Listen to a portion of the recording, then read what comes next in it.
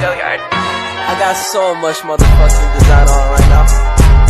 Break it down, bring it back, make it clap. I got 3 old thoughts, new guap, where that thing. Bitches on my line, and you know they come strapped, hold up. Pengertian asas pemerintahan yang baik. Asas-asas umum pemerintahan yang baik adalah prinsip yang digunakan sebagai acuan penggunaan wewenang bagi pejabat pemerintahan dalam mengeluarkan keputusan dan atau tindakan dalam penyelenggaraan pemerintahan. Asas kepastian hukum adalah asas dalam negara hukum yang mengutamakan landasan ketentuan peraturan perundang-undangan, kepatutan, keajekan, dan keadilan dalam setiap kebijakan penyelenggaraan pemerintahan. Secara teoritas, asas kepastian hukum memiliki 2 aspek. Yang pertama, aspek hukum material.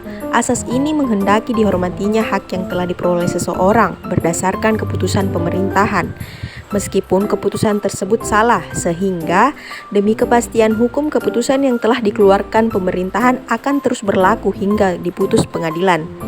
Yang kedua, aspek hukum formal.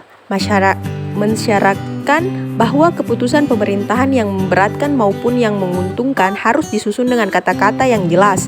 Pihak yang berkepentingan berhak untuk mengetahui dengan tepat apa maksud atau kehendak dari keputusan tersebut. Kemudian ada asas kemanfaatan. Asas kemanfaatan adalah manfaat yang harus diperhatikan secara seimbang antara kepentingan individu yang satu dengan individu lainnya, kepentingan individu dengan masyarakat, kepentingan warga masyarakat dan masyarakat asing, kemudian kepentingan kelompok masyarakat yang satu dengan yang lain, kepentingan pemerintah dengan warga masyarakat, kepentingan generasi sekarang dan generasi yang akan datang, kemudian kepentingan manusia dengan ekosistemnya, kepentingan pria dan wanita. Kemudian asas ketidakberpihakan. Asas ketidakberpihakan adalah asas yang mewajibkan badan dan atau pejabat pemerintah dalam menetapkan dan atau melakukan keputusan dan atau tindakan dengan mempertimbangkan kepentingan para pihak secara keseluruhan dan tidak diskriminatif. Kemudian ada asas kecermatan atau asas bertindak cermat.